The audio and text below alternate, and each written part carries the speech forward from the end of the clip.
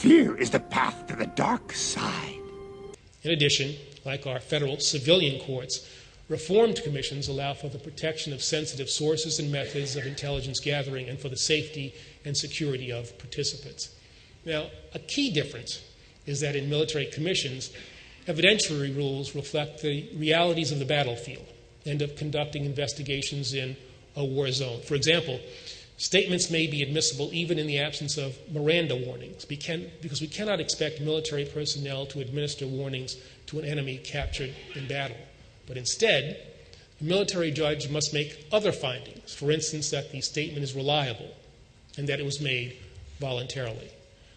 I have faith in the framework and the promise of our military commissions, which is why I have sent several cases to the reformed commissions for prosecutions. There is quite simply no inherent contradiction between using military commissions in appropriate cases while still prosecuting other terrorists in civilian courts. Now, without question, there are differences between these systems that must be and will continue to be weighed carefully. Such decisions about how to prosecute suspected terrorists are core executive branch functions. In each case, prosecutors and counterterrorism professionals across the government conduct an intensive review of case-specific facts designed to determine which avenue of prosecution to pursue. And several practical considerations affect the choice of forum. First of all, the commissions only have jurisdiction to prosecute individuals who are a part of al-Qaeda, have engaged in hostilities against the United States or its coalition partners, or who have purposefully and materially supported such hostilities. Now, this means that there may be members of certain terrorist groups who fall outside this jurisdiction of military commissions because, for example, they lack ties to al-Qaeda and their conduct does not otherwise make them subject to prosecution in this forum. Additionally, by statute, military commissions cannot be used to try U.S. citizens. Second, our civilian courts cover a much broader set of offenses than the military commissions, which can only prosecute specified offenses, including violations of the laws of war and other offenses traditionally triable by military commission. So this means federal prosecutors have a wider range of tools that can be used to incapacitate suspected terrorists. Those charges and the sentences that they carry upon successful conviction can provide important incentives to reach plea agreements and convince defendants to cooperate with federal authorities. Third, there is the issue of international cooperation. A number of countries have indicated that they will not cooperate with the United States in certain counterterrorism efforts, for instance, in providing evidence or extraditing suspects, if we intend to use that cooperation in pursuit of a military commission prosecution. Although the use of military commissions in the United States can be traced back to the early days of our nation, in their present form, they are less familiar to the international community than our time-tested criminal justice system and Article III courts. However, it is my hope that with time and with experience, the reformed commissions will attain similar respect in the eyes of the world. When cases are selected for prosecution in military commissions, Justice Department investigators and prosecutors work closely to support our Department of Defense colleagues. Today, the alleged mastermind of the bombing of the USS Cole is being prosecuted before a military commission. And I'm proud to say that trial attorneys from the Department of Justice are working with military prosecutors on that case as well as others.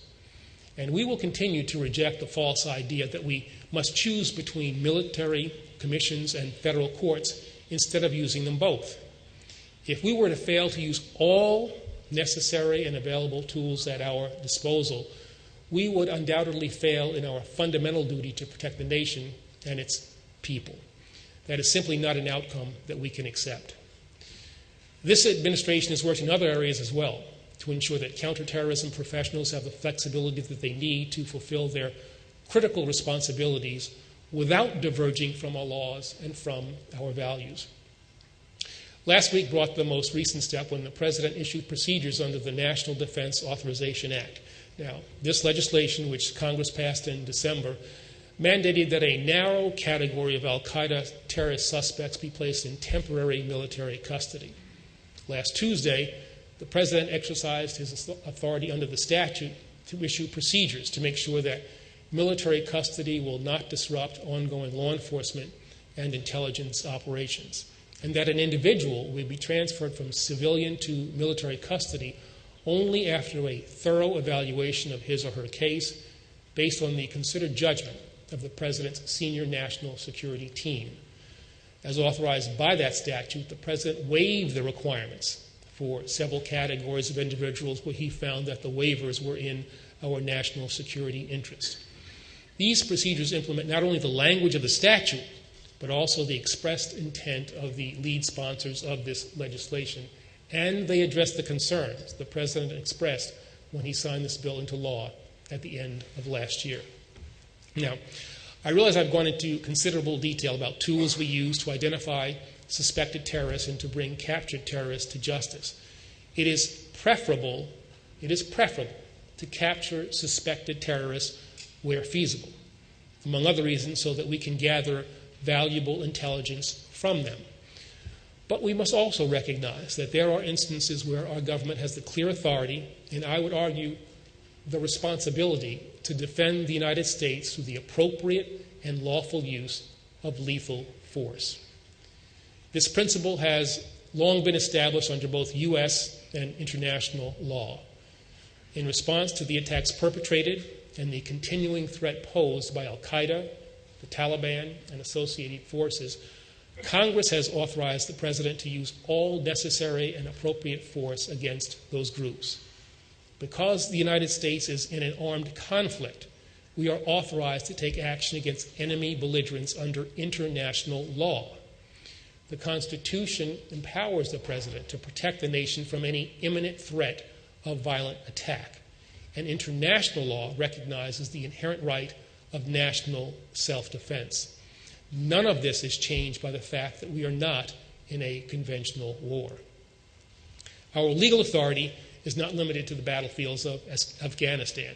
Indeed, neither Congress nor our federal courts has limited the geographic scope of our ability to use force to the current conflict in Afghanistan.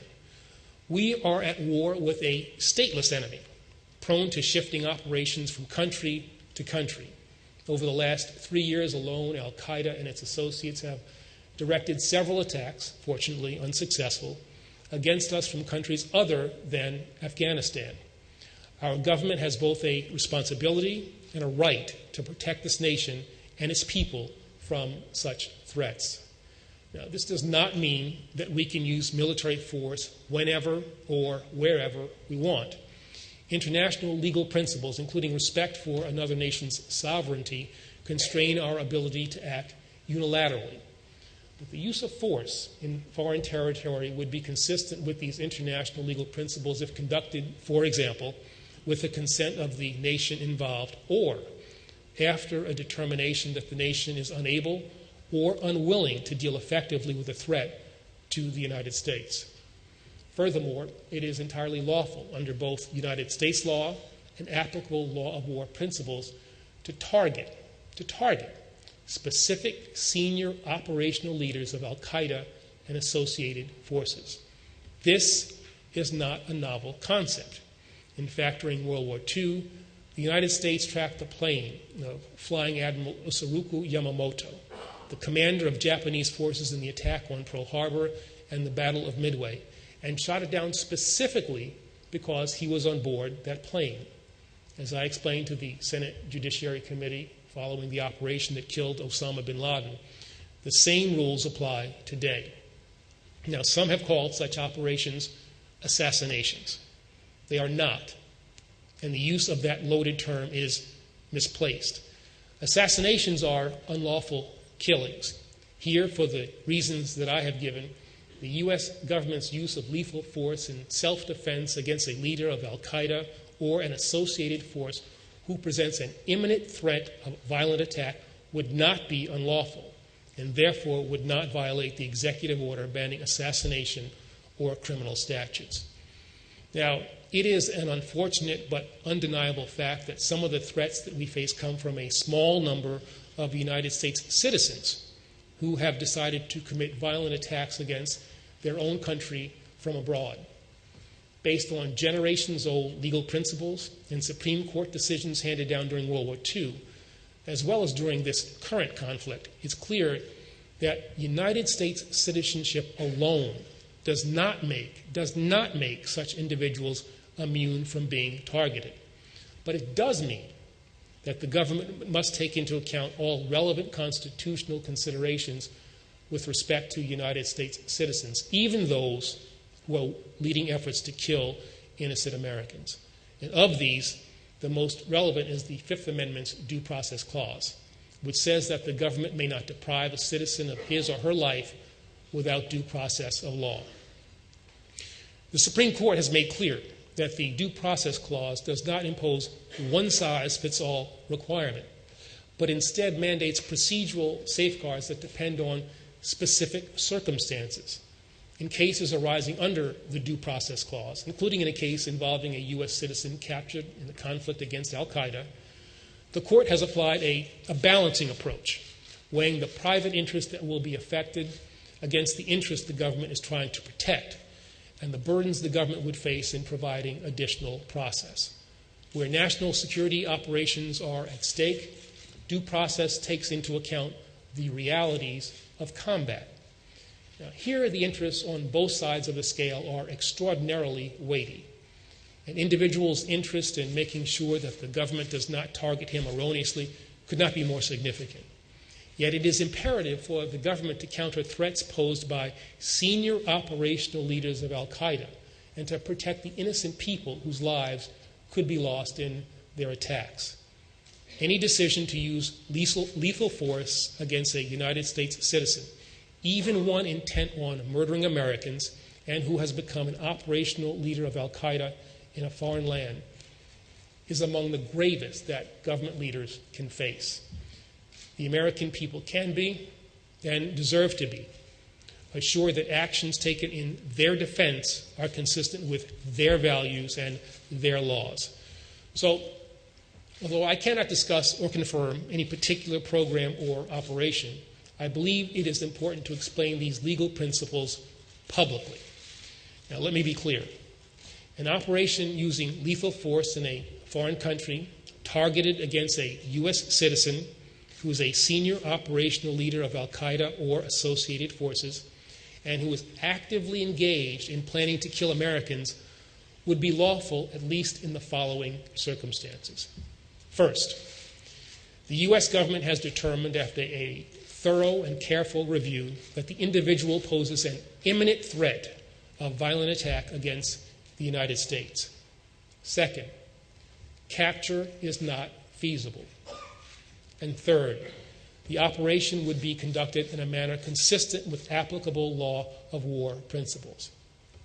The evaluation of whether an individual presents an imminent threat incorporates considerations of the relevant window of opportunity to act, the possible harm that missing the window would cause to civilians, and the likelihood of heading off future disastrous attacks against the United States.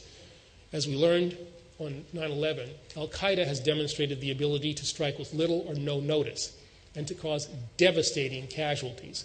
Its leaders are continually planning attacks against the United States, and they do not behave like a traditional military, wearing uniforms, carrying arms openly, or massing forces in preparation for an attack. Given these facts, the Constitution does not require the President to delay action until some theoretical end stage of planning when the precise time, place, and manner of an attack become clear. Such a requirement would create an unacceptably high risk that our efforts would fail and that Americans would be killed. Whether the capture of a U.S. citizen terrorist is feasible is a fact-specific and potentially time-sensitive question.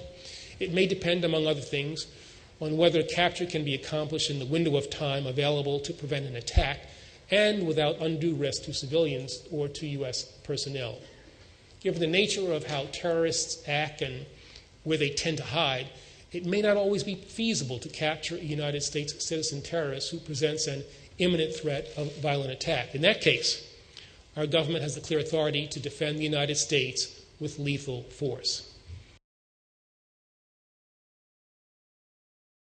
Fear leads to anger. Anger leads to hate. Hate leads to suffering.